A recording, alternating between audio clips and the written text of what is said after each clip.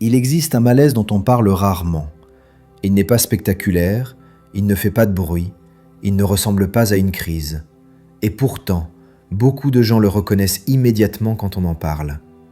C'est cette sensation étrange. On mange, mais quelque chose ne se calme pas vraiment. Le corps est rempli, mais l'intérieur reste tendu. Nous vivons dans un monde où la nourriture n'a jamais été aussi accessible. Elle est partout, à toute heure, sous toutes les formes. Et pourtant, jamais les relations avec l'alimentation n'ont été aussi compliquées. Ce paradoxe devrait déjà nous arrêter un instant, non pas pour chercher un coupable, mais pour observer. Le stoïcisme commence toujours ainsi, par l'observation, sans jugement. Car le problème n'est pas que la nourriture soit mauvaise, le problème n'est pas non plus que les gens manquent de discipline. Ces explications sont trop simples. Elles rassurent, mais elles n'éclairent rien. Ce qui est en jeu ici est plus subtil. Nous avons appris à croire que si quelque chose ne va pas, c'est qu'il faut corriger, contrôler, forcer. Mais cette logique fonctionne pour des objets, pas pour un corps vivant, pas pour un esprit. Le corps humain n'est pas conçu pour vivre dans l'abondance permanente. Il n'est pas conçu pour être exposé en continu à des stimulations faciles, rapides, répétées. Il ne s'agit pas d'une faiblesse, c'est simplement sa nature. Et lutter contre sa nature est toujours une source de fatigue. Le stoïcien ne lutte pas contre ce qui est. Il cherche à comprendre ce qui dépend de lui et ce qui n'en dépend pas. Ce qui ne dépend pas de nous, c'est l'environnement dans lequel nous vivons, les rayons remplis, les publicités, les habitudes collectives, les automatismes installés depuis des années. Croire que l'on peut simplement résister à tout cela par la volonté est une illusion coûteuse. Ce qui dépend de nous, en revanche, c'est notre manière de regarder ce qui se passe, notre capacité à nous arrêter un instant, à remarquer sans condamner. Beaucoup de personnes ressentent une forme de honte silencieuse face à leur rapport à la nourriture. Elles pensent « je sais ce qu'il faudrait faire, et pourtant je ne le fais pas ». Cette pensée est lourde. Elle crée une tension intérieure permanente. Et cette tension, paradoxalement, alimente encore davantage le besoin de se soulager. Le stoïcisme nous invite à une autre posture, non pas l'excuse, non pas la culpabilité, mais la lucidité calme. Dire « voilà comment mon esprit réagit dans cet environnement ». Dire « voilà comment mon corps cherche l'apaisement ». Sans ajouter « je suis faible, je suis incapable, je devrais être différent ». Car exiger de soi ce qui n'est pas possible n'est pas une vertu. C'est une forme de violence intérieure. Ce malaise silencieux n'est pas un échec personnel. C'est le signe d'un décalage entre notre nature et le monde dans lequel nous évoluons. Le reconnaître n'est pas renoncer, c'est poser le premier acte juste. Avant toute solution, il y a cette étape. Cesser de se battre contre soi-même. Observer, comprendre, et seulement ensuite choisir. Nous aimons penser que nous choisissons. Choisir ce que nous mangeons, choisir quand nous mangeons, choisir ce qui est bon pour nous. Cette idée est rassurante. Elle donne le sentiment de maîtrise, d'autonomie, de liberté. Et pourtant, si l'on observe honnêtement nos gestes quotidiens, cette liberté est souvent plus fragile qu'on ne le croit.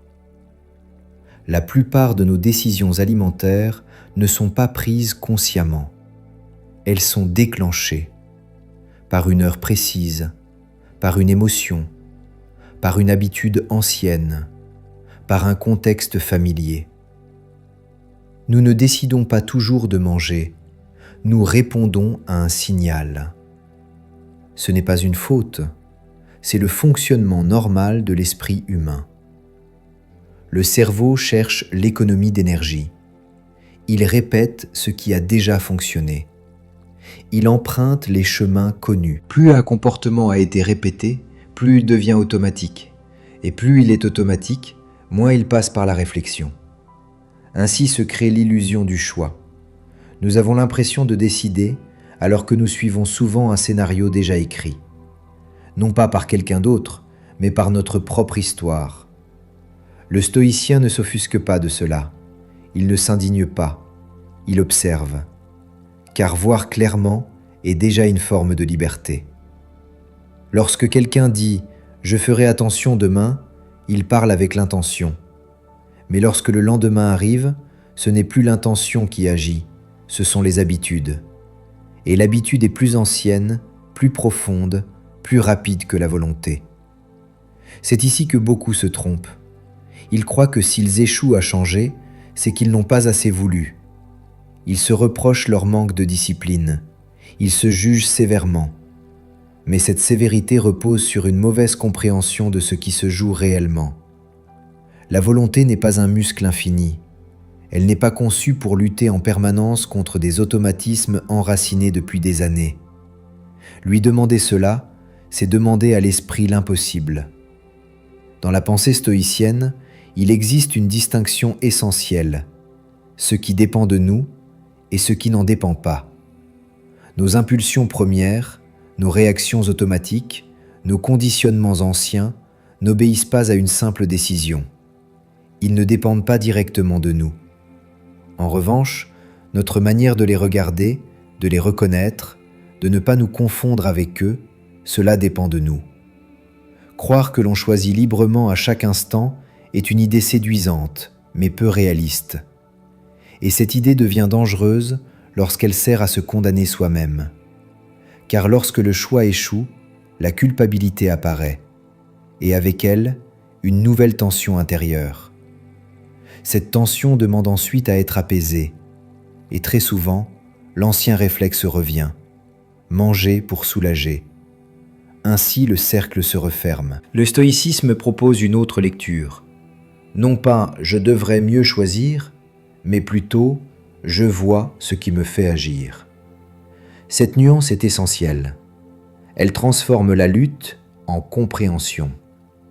Comprendre que beaucoup de nos gestes sont conditionnés ne signifie pas que nous sommes condamnés. Cela signifie simplement que le changement ne peut pas commencer là où l'on croyait. Il ne commence pas dans la contrainte.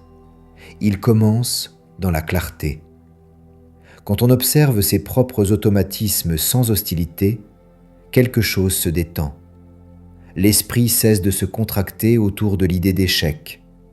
Et dans cet espace plus calme, une véritable possibilité apparaît, celle de créer une pause. La pause est le contraire de l'automatisme. Elle n'exige pas de force, elle exige de l'attention. Et l'attention est toujours plus durable que la contrainte. Ainsi, la question cesse d'être « ai-je bien choisi ?» Elle devient « qu'est-ce qui m'a conduit à agir ainsi ?» Ce déplacement est profondément stoïcien. Il ne cherche pas à corriger immédiatement le comportement. Il cherche à établir une relation juste avec ce qui est déjà là. Et c'est seulement à partir de cette relation, calme, lucide, sans accusation, que quelque chose peut réellement changer. Beaucoup de personnes arrivent à cette conclusion après des années d'efforts. Si je n'y arrive pas, c'est que je manque de volonté. Cette idée semble logique, elle est simple, elle donne une explication claire, mais elle est rarement juste. La volonté est une capacité limitée. Elle sert à orienter l'action sur de courtes périodes. Elle aide à commencer, à décider, à initier un mouvement. Mais elle n'a jamais été conçue pour maintenir un état de lutte permanent. Lui demander cela, c'est mal comprendre son rôle. Le corps et l'esprit obéissent à des lois plus anciennes que nos intentions conscientes. Ils répondent à la recherche de sécurité, de soulagement, d'équilibre. Lorsque quelque chose procure un apaisement rapide, même temporaire, le cerveau l'enregistre. non pas comme un choix moral, mais comme une solution fonctionnelle. C'est ici que la biologie entre en jeu, pas le caractère, pas la morale, pas la valeur personnelle. Lorsque la nourriture a été utilisée à plusieurs reprises comme moyen de réduire le stress, de calmer l'anxiété ou de combler un vide, le cerveau apprend. Il crée une association. Et cette association devient de plus en plus rapide. Elle précède la réflexion. Elle court-circuite la volonté. Dans ces conditions, demander à quelqu'un de simplement résister revient à lui demander de nier un mécanisme profondément enraciné. Ce n'est pas réaliste et ce n'est pas juste. Le stoïcisme ne demande jamais l'impossible. Il invite à agir en accord avec la nature des choses, non contre elles.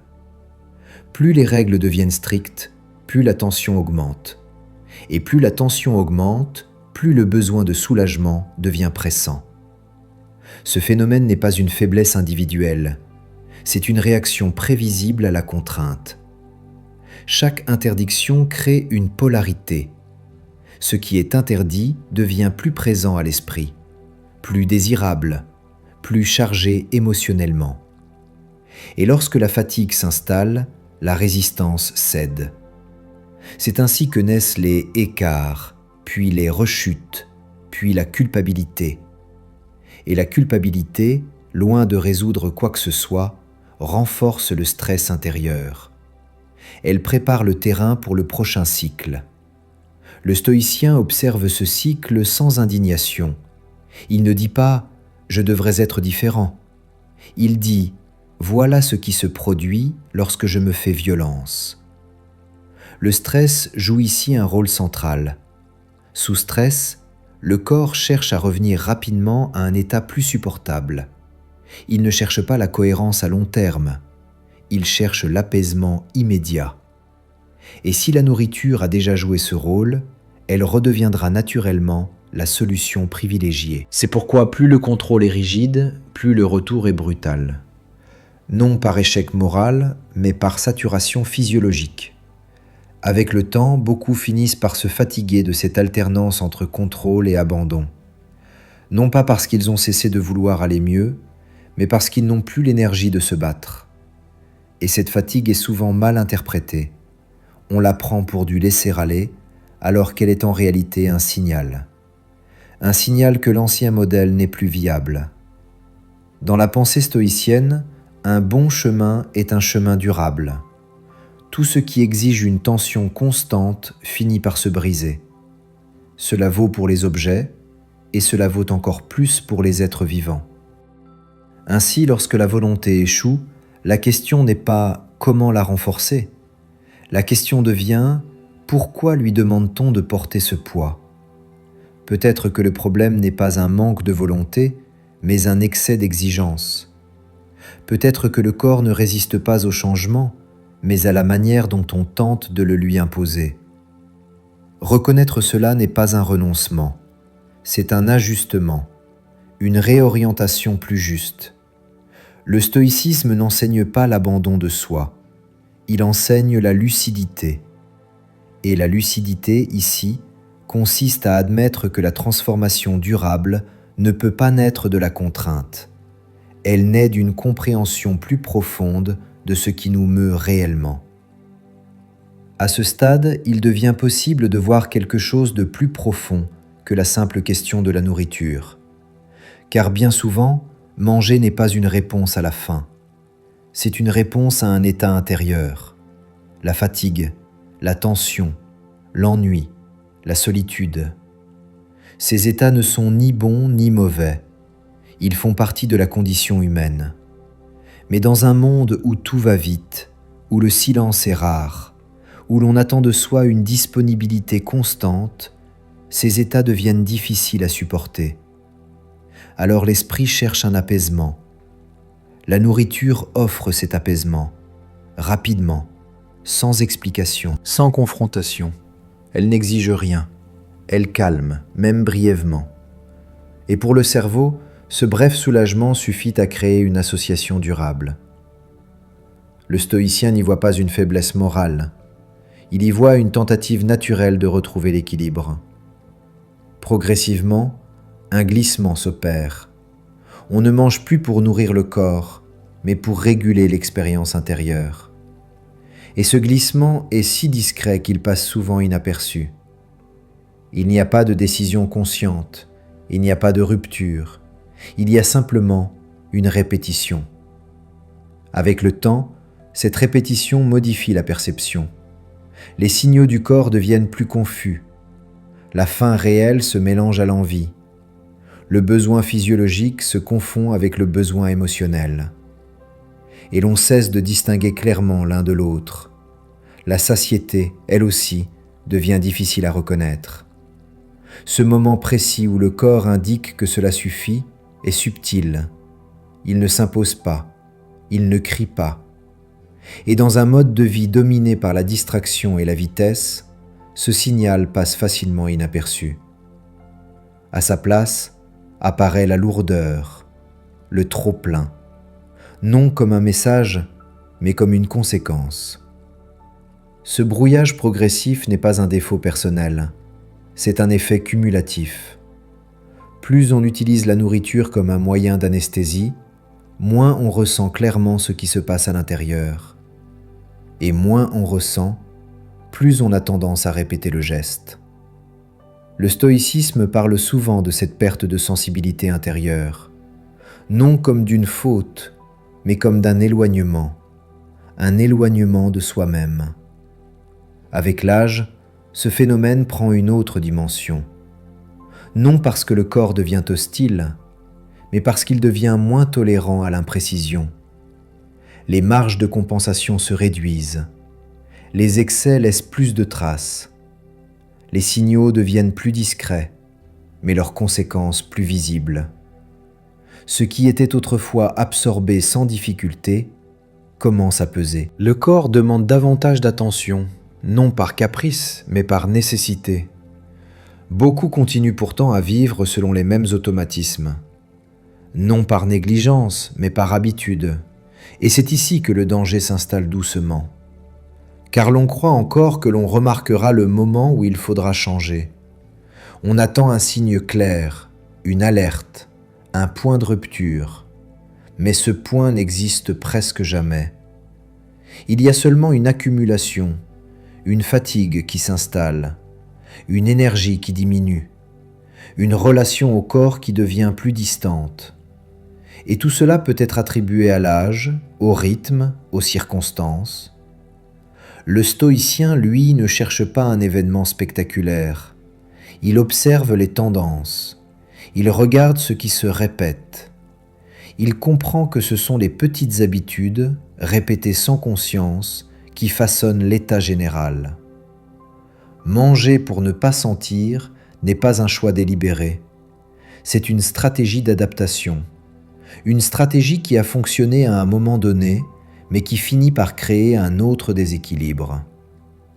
Le reconnaître demande du courage, mais un courage calme. Non pas celui de se juger, mais celui de regarder sans détour. Il ne s'agit pas de supprimer ces comportements par la force. Il s'agit de comprendre ce qu'ils tentent de faire, quelles fonctions ils remplissent, quelles sensations ils cherchent à éviter. Dans la pensée stoïcienne, rien de ce qui apparaît n'est inutile.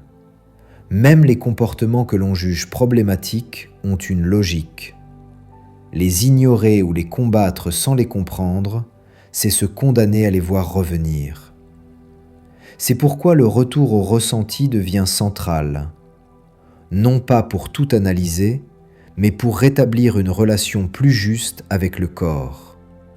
Une relation fondée sur l'écoute plutôt que sur l'évitement. Ce retour ne se fait pas brutalement, il ne se décrète pas. Il commence par de petits moments de présence, de simples pauses, où l'on accepte de ressentir sans immédiatement chercher à corriger. C'est une démarche profondément stoïcienne. Accepter ce qui se présente, observer ce qui est, et agir ensuite non dans la réaction, mais dans la compréhension. Dans la prochaine partie, nous aborderons une conséquence directe de cette incompréhension, la guerre que l'on mène contre soi-même à travers les régimes, et pourquoi cette guerre, aussi bien intentionnée soit-elle, ne peut jamais conduire à la paix intérieure. Lorsque le malaise devient trop visible, lorsque le corps commence à envoyer des signaux que l'on ne peut plus ignorer, la réaction la plus courante est presque toujours la même: reprendre le contrôle, mettre des règles, établir des interdits, commencer un régime. Dans l'esprit de beaucoup, le régime apparaît comme une solution rationnelle. Il promet de l'ordre, de la clarté, une ligne à suivre. Il donne l'impression que, cette fois, les choses seront maîtrisées. Et pour un temps, cette impression peut même être réelle. Mais le stoïcien se méfie de tout ce qui repose sur la contrainte permanente. Car ce qui exige une tension continue finit toujours par s'épuiser. Un régime, même présenté comme équilibré ou raisonnable, introduit une logique de conflit. Il y a ce qui est autorisé et ce qui ne l'est pas, ce qui est bien et ce qui est mal, ce qui mérite et ce qui punit. Peu à peu, l'alimentation cesse d'être un acte simple. Elle devient un champ de bataille intérieur. Ce champ de bataille consomme de l'énergie, beaucoup plus qu'on ne le croit. Chaque décision demande un effort. Chaque écart devient une faute. Chaque faute appelle une compensation. Et dans ce climat, le corps vit sous une pression constante. Le corps ne comprend pas les intentions morales. Il ne comprend pas les projets à long terme. Il réagit à ce qu'il ressent ici et maintenant. Lorsque la restriction devient trop forte, il perçoit une menace. Et face à une menace, il s'adapte. Cette adaptation prend souvent la forme d'un retour brutal, une envie soudaine, une perte de contrôle apparente. Non comme une trahison, mais comme une tentative de rééquilibrage. Le stoïcien ne s'en étonne pas. Il sait que toute guerre engendre une résistance. Plus la règle est rigide, plus la réaction sera intense. C'est une loi simple, observable dans la nature comme dans l'esprit humain. Après le retour, vient souvent la culpabilité. On se reproche de ne pas avoir tenu. On se promet de faire mieux, de renforcer les règles. Et ainsi, le cycle recommence. Ce cycle est particulièrement éprouvant avec l'âge. Non parce que la volonté disparaît, mais parce que l'énergie devient plus précieuse. Vivre dans la lutte permanente demande un effort que le corps, progressivement, refuse de fournir. Beaucoup ressentent alors une profonde lassitude, une fatigue qui n'est pas seulement physique, mais morale. La fatigue de devoir toujours être vigilant, de devoir toujours se corriger, de devoir toujours se surveiller. Cette lassitude est souvent interprétée comme un abandon. En réalité, elle est un signal de sagesse, un signal que l'ancienne méthode ne correspond plus à la réalité du corps. Dans la pensée stoïcienne, une vie bonne est une vie en accord avec la nature. Et la nature ne fonctionne pas par interdit constant. Elle fonctionne par équilibre. Un régime cherche à imposer un ordre de l'extérieur. Mais ce qui est imposé sans compréhension intérieure ne peut pas durer. La paix ne naît jamais de la contrainte. Cela ne signifie pas que toute structure est inutile. Cela signifie que la structure doit émerger d'une relation juste, non d'un affrontement. Elle doit soutenir le corps, non le dominer. Lorsque l'alimentation devient une guerre, le corps est traité comme un adversaire. Et aucun adversaire ne devient un allié sous la menace. Reconnaître l'inutilité de cette guerre n'est pas renoncer à prendre soin de soi. C'est renoncer à une méthode qui épuise plus qu'elle le construit. Le stoïcisme n'invite pas à l'abandon. Il invite à la justesse, à la recherche de ce qui est soutenable dans le temps, à ce qui peut être répété sans créer de tension excessive. C'est ici que le regard commence à changer. La question n'est plus « comment contrôler davantage ?», elle devient « comment vivre en accord avec ce que le corps peut réellement supporter ?» Cette question ouvre la voie à une autre approche. Une approche qui ne promet pas des résultats rapides, mais une stabilité plus profonde. Une approche fondée non sur la lutte, mais sur l'attention. C'est vers cette attention que nous allons maintenant nous tourner. Lorsque l'on accepte que la contrainte ne mène pas à l'équilibre, une autre question apparaît naturellement. Une question plus discrète, mais plus juste. Ce n'est plus « que dois-je manger ?», c'est « qu'est-ce qui se passe en moi, ici et maintenant ?» Ce déplacement peut sembler simple. Il est en réalité profond, car il change complètement la relation que l'on entretient avec soi-même. On cesse de se traiter comme un problème à corriger. On commence à se regarder comme un être vivant à comprendre. L'attention est au cœur de cette transformation. Non pas l'attention tendue, celle qui surveille et juge, mais une attention calme, ouverte, sans objectif immédiat. Dans l'automatisme, il n'y a pas de place pour l'attention. Tout va vite. L'impulsion mène directement à l'action. Manger devient un réflexe, non une réponse consciente. Introduire l'attention, c'est créer un espace très simple, une pause.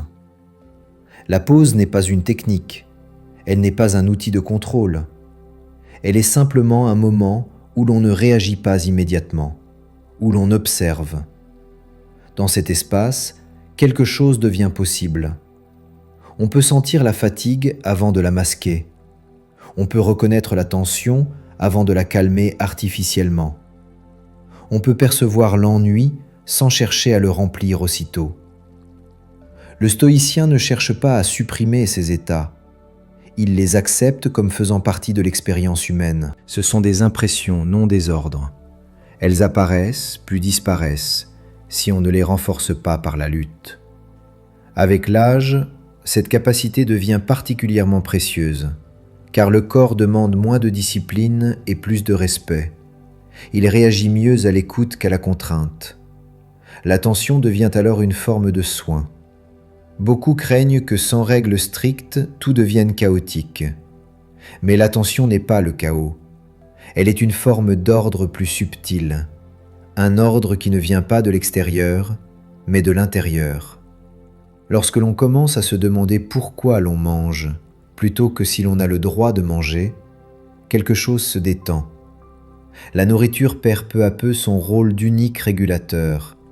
Elle redevient ce qu'elle n'aurait jamais dû cesser d'être, une réponse parmi d'autres. Ce changement ne se produit pas d'un coup, il ne se décrète pas. Il se construit lentement, par de petits moments de présence, par des instants où l'on choisit de ressentir plutôt que de fuir. C'est pour cette raison que j'ai parlé au début d'une pratique simple, pas d'un exercice à réussir, pas d'une méthode à suivre parfaitement, mais d'un geste d'attention. Cette pratique n'a pas pour but de vous transformer, elle n'a pas pour but de corriger quoi que ce soit. Elle sert uniquement à rétablir un contact, à rappeler au corps qu'il peut être écouté sans être contraint. Lorsque vous la voyez, ne cherchez pas à l'imiter exactement. Ne vous demandez pas si vous la faites bien, ce n'est pas important. Ce qui compte, c'est l'attitude intérieure, la lenteur, la présence, l'absence de jugement. Parfois, elle apportera un apaisement. Parfois, elle fera apparaître une tension que vous n'aviez pas remarquée. Dans les deux cas, elle remplit sa fonction. Elle rend visible ce qui était masqué. Le stoïcisme enseigne que nous n'avons pas besoin de contrôler toutes nos impressions. Nous avons seulement besoin de ne pas nous y perdre. L'attention est ce qui permet de rester présent sans être emporté. Et c'est là peut-être le cœur de tout ce parcours. La liberté ne consiste pas à ne jamais ressentir de désir, de fatigue ou de malaise. Elle consiste à ne plus être gouverné par eux. Cette liberté est calme. Elle n'a rien de spectaculaire. Elle se manifeste dans la capacité à faire une pause, à écouter, à choisir sans violence. Il n'y a pas de promesse ici, pas de garantie de résultat, seulement une invitation. celle de vivre autrement la relation avec son corps, de passer de la lutte à la compréhension. Si ce chemin résonne en vous, prenez-le à votre rythme. Il n'y a rien à prouver, rien à réussir, seulement quelque chose à éprouver. Et si vous en ressentez l'envie, vous pouvez laisser un mot, une phrase ou même une simple impression en commentaire. Non pour expliquer, mais pour partager ce que cette réflexion a éveillé en vous. Le reste viendra ou ne viendra pas. Et dans les deux cas, cela aussi fait partie de l'ordre naturel des choses. Merci pour votre attention. Si la vidéo vous a plu, laissez un like, abonnez-vous et laissez un commentaire. Je vous souhaite le meilleur. À très bientôt.